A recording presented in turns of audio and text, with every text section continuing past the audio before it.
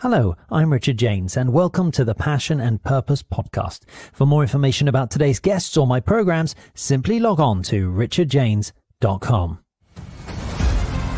Each week on the Passion and Purpose podcast, I interview a special guest who either has a profound and inspiring story or has dedicated their life to the study and understanding of passion and purpose. Some have made millions.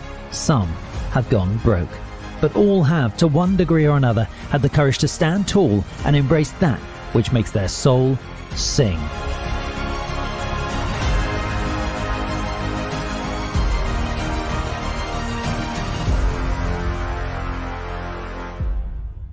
My guest today is an award-winning photographer whose stunning work depicts interior design, modern architects, famous residences and resorts, with a small helping of contemporary cuisine thrown in for good measure. Her clients include the National Geographic, Whole Foods, Four Seasons, Hilton, Porsche, Dwell, and Food and Wine, to name just a few. Now, the thing about today's guest is she didn't start out with a burning desire to be a top photographer. No, she fell into it by accident. In fact, even the notion of making money as a creative wasn't something that factored into her mindset growing up. So much so that when time came to go back to college, she took the sensible, dependable route of finance, culminating in a master's degree from the London School of Economics, where, shortly after graduating, she thought, what have I got myself into? My guest today is Jill Pader, the first architectural photographer to be awarded a Fulbright Specialist Grant by the U.S. Department of State Bureau of Educational and Cultural Affairs, and the publisher of over 15, yes, I said 15, fine art photography books, as well as a travel memoir called Carry On Only, where she chronicles her travels from Guatemala to Tokyo, carrying with her a simple carry-on as her only luggage. We started our chat jumping right into that moment where she questioned her initial career choice. I hated the office. I hated the normalcy of 9 to 5, even though I'd always worked. I had jobs since I was 12. And for some reason, it was like everything came to a crash down, having to go somewhere from 9 to 5 or earlier or later, in this very corporate office building with pretty much all guys. And it just wasn't my jam. And I was bored on the job. My job was to develop a marketing plan for the business. And I did it in like the first couple of weeks. And then it was just like, now what? There actually wasn't enough work to sustain the position they had created for me. And so that was part of it too, but it didn't resonate with me. I would go out for lunch and just go for like these long walks and hope I'd get hit up by a bus before I would go back to work, just to like not have to go back. Hoping I'd get hit by a bus. Now, while this might be extreme, how many of us have found ourselves in a job we just didn't like? That, in Jill's words, just weren't our jam. A recent study by Gallup, the global performance management consulting company, found that more than 70% of American workers say they don't feel satisfied with their career choices. 70%. And we see the collateral damage all around us in the form of sickness, depression, divorce, substance abuse.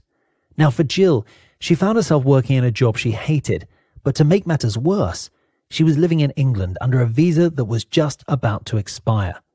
With hindsight, we can see that this cloud certainly had a silver lining. But in panic, she grabs the nearest prospectus she could find and proceeds to pick a course that would enable her to extend her visa. Now, she already owned a camera, so it seemed like an easy decision. The course was just really a means to kind of stay in London and hopefully get another job in my background, which at the time was business and marketing. I still didn't really believe that I could be a photographer or a creative of any type full time. I just thought I was like burning my life away. And so I zoomed through the prospectus, found a full-time photography program, and went and applied. And they said, we're sorry, we've been full now for a year. Most people coming in this program have lots of experience. You have none. Everybody in that program was in it to be a professional photographer, either a commercial photographer or a fine art photographer. Apart from you, who was in it to stay in London. Right. I was running out of options very quickly because a lot of the other schools had even already started at this point. And so I just sat outside the director's door for 2 weeks. Like I went in every day and just said hello, brought him a coffee, just here, I'm really excited about potentially coming down the course. If anyone drops out, let me know. And I have that skill. I think having the business background has given me that particular skill, that shamelessness, that it doesn't bother me to approach somebody, doesn't matter how big they are, and put something forward. And I think I'm good at that. And even if I get rejected, I just feel like, well, I already wasn't doing it, so there's nothing to lose. I just kept coming back, and finally he's like, this American is never going away, so we might as well let you in. I was very behind in the course because most people, had studied photography, had been photographer for 5 years. And I had a camera like everyone else, but really had no experience. So I was just fumbling around in the dark room and I had no idea what I was doing. It was kind of funny because I was so far behind. I was shameless. And so I just caught up as fast as I could and would shoot as much as I could, do anything I could because I had no embarrassment about how bad it was. And so I try to employ that mentality. And part of it is a willingness to fail. And the importance to try it. You get to a point where it's more painful to not try it or not put momentum towards it than it is to just not do it. We've all heard the stories of titans who failed on their way to success. From Thomas Edison, who made 1,000 unsuccessful attempts at inventing the light bulb before the light went on. Through to Colonel Sanders, who at the age of 65 found himself penniless and went door to door trying to sell his now famous fried chicken recipe to restaurants. And heard 1,009 no's before he got his first sale. Failure, more often than not, is the prelude to success. But it's this word success that often becomes the paralyzer for action. We focus so much on the success part of the equation that we forget what has to come before. Now, in Jill's case, because she was there for an ulterior motive, she set herself up with a great learning opportunity. A learning opportunity that some of the more seasoned, some of the more success-focused students may well have missed.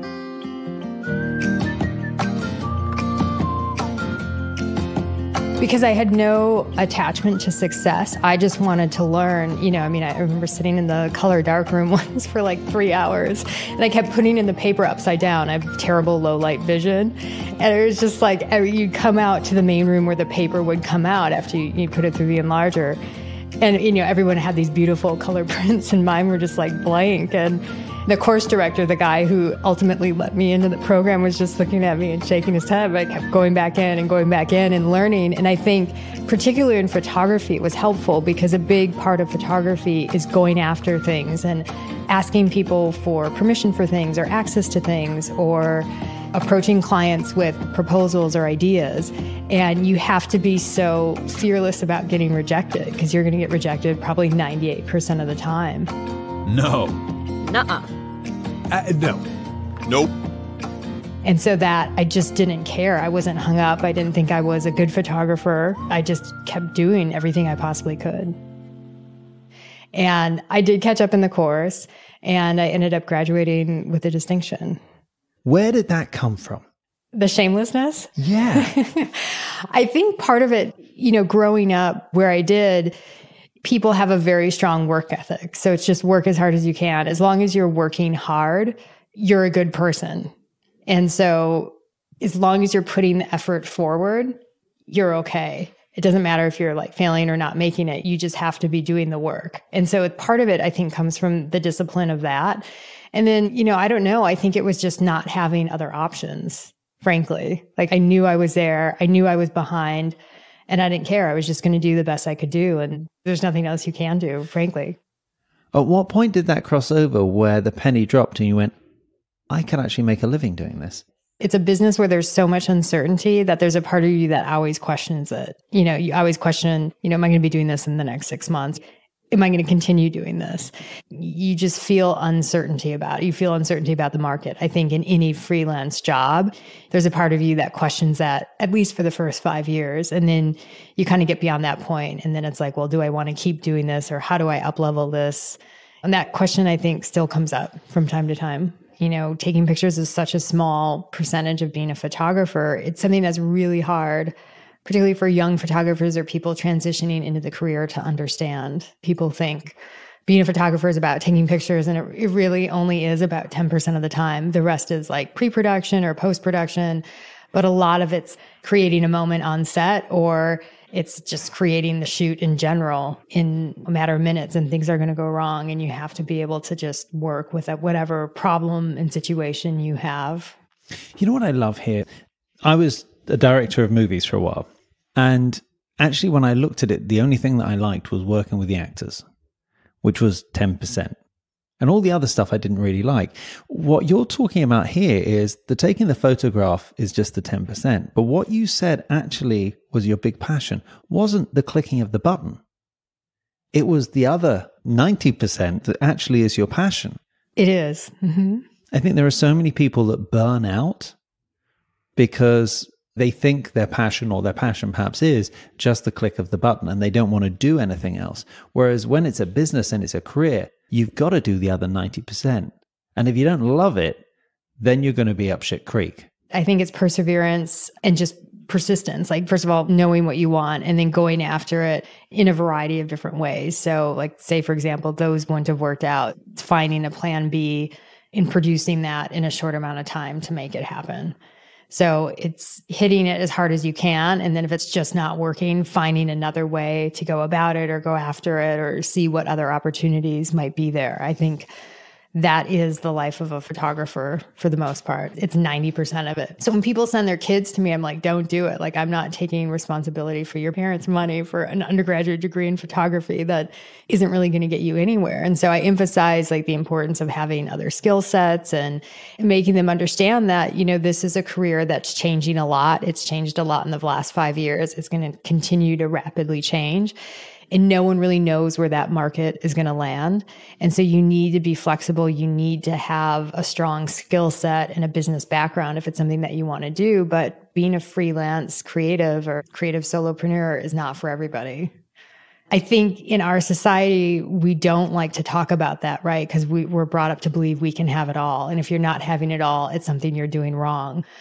But life is really about choices. In decision, the word decision, the etymology actually means to cut off, right? So it's about what are you cutting off? And so you have to really want it. And I think it's important in anything you do, right? Is to kind of really evaluate what that means and what's idealistic, but what's also realistic for that. So I think in many ways, like I could have a family, I could have 5 kids and like live in the suburbs somewhere and go to the Costco on the weekend. I had to cut that out to do what I do.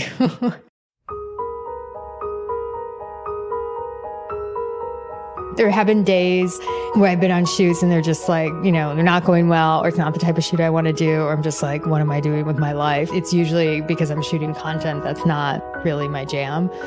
I have to kind of take a little break and remember how lucky I am to do what I am doing. And I ask myself, would you rather be working in a normal job in an investment bank? You know, at least you get to come on this job for how many ever days, like 3 to 5 days, and then you get to leave, you do the production and you're done and you can do something else. So even though it's not great in this moment, it affords you a luxury to do other things that you want. Fortunately, though, that doesn't happen very commonly, and it rarely, if ever, happens anymore. I think I wish I would have known what a commitment this career was, and that it's a choice and you're going to have to make choices along the way. And so having something is going to necessarily mean cutting out other things. So that would be number one, like knowing the commitment. I wish I would have known some of the basic business aspects of dealing with clients, you know, because when you're a solopreneur, you're kind of in these David versus Goliath situations sometimes with big clients.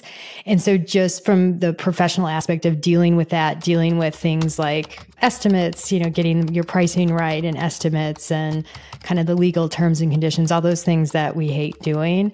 I wish I would have had a little more information on that up front and had kind of the proverbial balls to go with it with clients and to kind of, you know, put my foot down on certain things. And the last thing, I wish I would have not been afraid to kind of admit where I was at the time I was at. Because when I first started out, I felt like I was always pretending to be a more experienced photographer. I know that sounds dumb, but I felt like I was pretending or kind of glamorizing what I was doing or where I was at, instead of not just to other people, but to myself a little bit, instead of just like taking full inventory of where I was at and then doing whatever it took to get to the next level.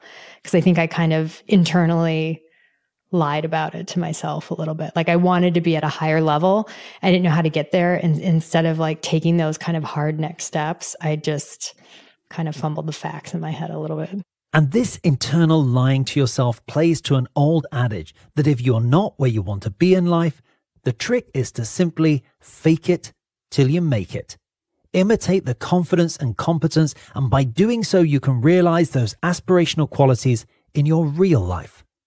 Now, in my work away from this podcast where I help people connect their passion and purpose to their authentic personal brand, I call BS on this theory for just the reason that Jill explains, knowing deep down that you're not only lying to other people, but in fact you're lying to yourself, which can take its toll and actually have the opposite effect, where you live in such fear of being found out that you inhibit your own growth.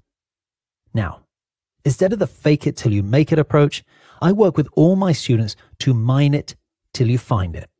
Dig deep to find that unique perspective you bring to your chosen field, no matter how new you are to it, and double down in that area. Own that unique perspective. And then, even standing alongside a seasoned professional, you provide real, authentic value, a unique point of view. And often, this manifests itself in other life passions, other loves that fill your heart. For Jill, after taking up the lease on a brick-and-mortar studio and becoming landlocked, she had that realization that she could pair her passion with photography with another passion.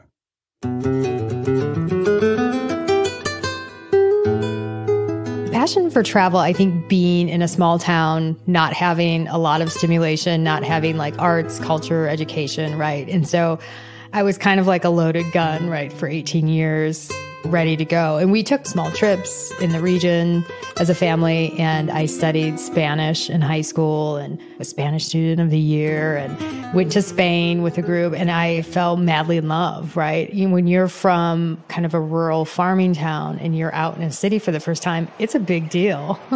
Not the first time ever in a city, but a city the size of, say, Madrid, right? It's a really big deal. And I was, I fell in love and was fascinated, and I had always known there was a huge world out there, but I'd never really seen it until that trip. So then we look further forward now, and you've searched 100 countries to look for something different. Yes. Is the world that different? I think in essence, I don't think people are that different, but I think the world is pretty different. Jan van der Merwe is 'n boersien. Jou voordag staan hy op. Hy moet die swaar werk agter die rug hê, terwyl die hitte van die son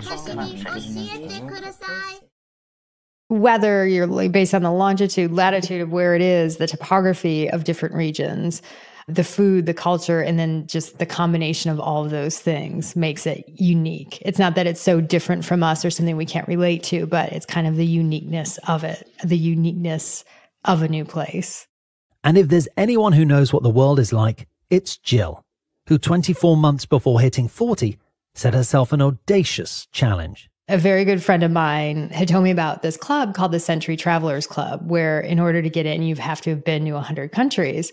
And so I looked through the list, figured out that I had been to like 78, right, on their list. And she was traveling. She was trying to get to her 100 by a certain decade as well. And so we just started doing it. Once you have a list, it's almost impossible not to like keep going. And so my travel schedule was going up and up. And so I just know with that in mind, I just kept ticking things off. And, if I was in a region, I would try, to visit as many other places as it made sense to do so at the time, and just kind of kept moving up and up. And I got really close and made it in time. Yeah, it took a lot because, I was at 78, I think at like 38, so in 2 years, hitting the other 22 countries was quite a bit, because I wasn't just like going there and touching down, it was going to spend time. And, I had been doing all this crazy travel, right? So I had hard drives and hard drives of images. And I thought, well, those images, they can't really live in your portfolio. They can't live in your website. It's just too many. And so I thought, well, I probably have enough here for one book. So I started going through them and kind of section them out into 5 different places to see, well, maybe one of these 5 will kind of work as a book. And I just slowly started working on all of them, somewhat simultaneously, and they all worked out. It all turned out to be like enough solid content for 5 books instead of 1. So I went in it with the idea of doing 1, not knowing where that was going to take me, not really having a team of people to rely on. And then I just slowly worked through that process. So at the time I put them together, had the first round printed, and then worked with a publishing agent. And the agent, we went around and started looking at the options. And because I wasn't a celebrity author, and because, you're not this and you're not that, and you have to pay for this and pay for that, I'm like, well, why would I actually go with a publisher? This makes no sense. Like, you're getting all the money, you're getting all the copyrights of the images, which was a big deal for me. And the biggest issue was they're not producing the books on the level that I had produced them, because I'd spent a lot of time looking at printers, the printing papers, the options, the binding. So the books that I had produced were super, super high quality, like as high as you can get. Coffee table books are limited edition fine art books. So they're actually printed on demand. They're made here in Los Angeles. Each image goes through the printer one at a time. They're not mass produced. So I got the books into the Architecture and Design Museum. They hosted the launch of the first 5. I market them. I have the whole engine behind that for marketing them and getting them out and getting them seen. And so to go down from that just didn't make sense. So I incorporated my own publishing company and so published under that name. In fact, it was the day of the book launch, right? I had this big event at the Architecture and Design Museum in Los Angeles, and I hadn't even opened the books. I got them back from the printer 2 days before, and I was too scared to open them. And so it wasn't until I got to the event, right, we were getting everything ready for the night, that I had opened it and looked at them. I just couldn't do it. I was so nervous. I had so much anxiety, and I thought, if these look terrible, what am I going to do? Fortunately, they turned out gorgeous. Oftentimes, I think to the outside world or people following you on social media, they think, oh, you just have this dream life, traveling and doing what you're doing, and you have no worries, and, everything's just super certain for you. And it's never been that way. It's always been 100% unscripted and uncertain. And I wanted to get that out and also inspire people to travel with the book. Problem with certainty is that it's boring, right? And so you get to a point when things are too certain, you get agitated because it's just boring. You know what's coming next. The reverse is also true. When things are too uncertain, right? You have no certainty in your life. You need something, you long for something to ground you. So it's kind of that balance for me. And I think for most creatives, that's true because you've already jumped off a cliff to become a solo creative or solopreneur, right? You've already jumped out that cliff. So there's a part of you that really doesn't like certainty that much because you wouldn't be where you were, right? And you're winning the battle against uncertainty, right? But then, there's that place where you want to make longer term commitments and kind of know what's coming next. And then uncertainty becomes a little more inconvenient. Our inability to tolerate uncertainty is one of the biggest anchors to our personal growth. As Jill rightly points out, it's a battle we all have with ourselves, no matter how much we've pushed through in the past. And while some of us may crave stability in one form or another, research from Yale suggests that the brain actually benefits from volatility. When situations are more difficult to predict, the brain's prefrontal cortex sees more activity, which can in turn enhance its ability to absorb more information. In stable, predictable environments, the brain has a lot less work to do, so it isn't firing in the same way. So what can we take from this? If we want to grow, we have to embrace the uncertainty. If we want to take our life or career to the next level, we have to embrace the uncertainty. What advice would you have for someone who has yet to find their passion and purpose? I know a lot of people in that position that may have not had the opportunity to, pursue things that they like to do in that way. I think just taking time, probably working with somebody is probably the best bet to figure out what it is. And there are tons of courses. Your program is one of them. You're a great coach for that. Definitely working with somebody, working with a coach is probably the best way to do a transition, especially if it's in midlife. A lot of people, aren't aware of where their interests lie or their true passions lie because they feel like that isn't a possibility necessarily as a career. I think working with somebody is always helpful, especially when you're stuck. Sometimes you just need to take a long vacation too. So maybe traveling, going somewhere, checking out for a little while. But I really think at that point, like if you're over specifically 21, right? We're not talking about you're a freshman in college and you know what you're going to do the rest of your life. But if you're beyond that phase, you're transitioning with a career, I really recommend working with somebody who can take you through that process because it's a big process. And there are a lot of moving parts too. Like sometimes it's not just your career, it's maybe amping up more time for your creative passions, making changes in your relationship. The puzzle gets bigger as you get older. And sometimes just tweaking a few things makes all the difference. And you realize you don't actually need to quit your job and, move to a foreign country. And, sometimes you do, but you don't always need to like change everything. Doing your branding workshop helped a lot with that, just clarifying it and getting kind of into your heart center and knowing, that that's what you want to do, having a track record of success doing it.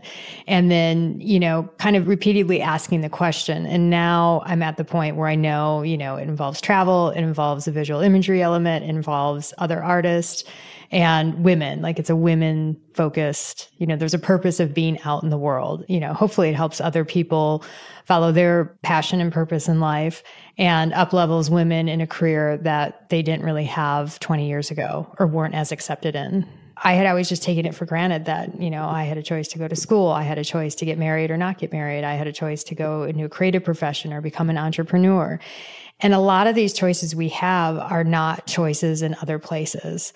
And so I've become pretty passionate about exercising that choice because it's one that frankly, not a lot of people have. And in Travel Memoir, I talk about it a lot, especially as a female traveler, photographer, creative business owner who's not married, doesn't have kids, that is disrupting the social order of the majority of the world. Anarchy! Right. That's not a choice a lot of people have. And I think it's important for creatives, not just women, but creatives of all types to kind of bond together and help each other out as much as we can and bring that to the world because the world really needs it, right? We don't sit around and say we need more investment bankers. We do need them, but we probably don't need a lot more, right? We need people who are creatively inspired, doing what they love to do and contributing to the world in the way they want to contribute to it. And so I think inspiring people to do that for me has become more and more important because I see that one, people aren't doing it in cases where they can. And also that, a large majority of the world just doesn't have that ability for a wide variety of very legitimate reasons. And as I travel more and more, being in the global world humbles you. You realize that a lot of people don't get to pick their destiny, so to speak. They don't get to work in careers that they love. A lot of women in particular don't work outside the home or can't work outside the home or can't work in creative roles. It's just not a part of the culture. It's not a part of the economy. And so I think having the ability to do that comes with a certain responsibility to help promote it and hopefully help other people follow their passion to the extent that they can. What's your definition of passion?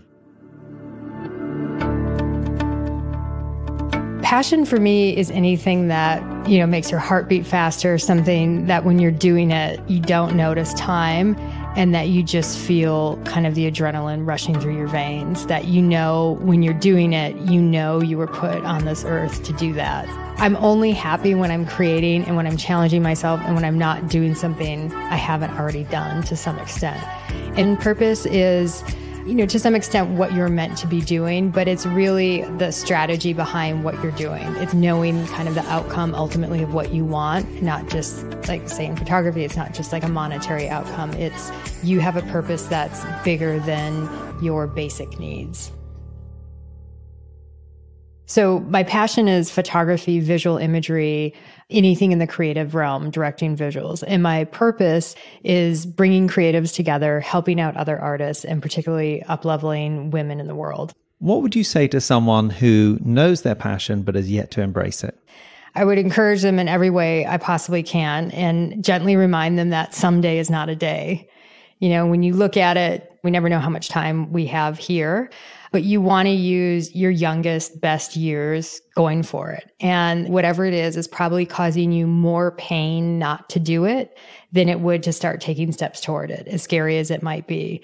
I'd also recommend, and I've said this, I know over and over in our talk, but, reaching out for help. And it could be a professional coach. It could be somebody at your level, Richard. It could be even just an accountability partner, a friend, a group of other people maybe wanting to do the same thing. Just something to start moving the marker towards what you want, because there comes a point in time, and I know this in my own personal projects and things that I've wanted to do, we're not getting momentum on that. Really, it starts to depress you because you know you're supposed to do it. You know you can do it on some level, and you're just not doing it. And this is a great place for us to end today's podcast. If you're looking to embrace passion and purpose in your life, it is so much easier to make progress when you surround yourself by people who will hold you accountable and support your vision. Be that through a one-on-one coach, an online community, or simply a couple of friends where you get together to set goals and report back on a regular basis, where you'll be called out if you're not stepping up in the way you should be. Those at the top of their game all have coaches and mentors in their life. The question is, do you? Thank you so much for joining me today. And I look forward to following you on social media and seeing where on earth you're going to be next month and the month after that and the month after that and your 30th book. Thank you so much. And don't go anywhere just yet. Did you get something out of listening to this episode? Perhaps it got you thinking about how passion and purpose shows up in your life. Perhaps it inspired you in some way to lean into that which you love just a little bit more than you did yesterday. If it did, and you'd like to show some form of appreciation, I'd be hugely grateful if you would head on over to iTunes, search The Passion and Purpose Podcast, and leave us a review, because those reviews, well, they enable us to keep this podcast going. And please, please, please, remember to share this episode across your social media. You never know whose life you're going to be able to impact by sharing some of today's lessons. And finally, are you embracing passion and purpose in your authentic personal brand? Being proactive and intentional in the way you show up to life is a game changer. So whether you're an entrepreneur, an artist, whether you work for a company, or simply looking for how to take your life to that next level, head on over to my website at www.richardjames.com, and I look forward to seeing you there and getting to know your story.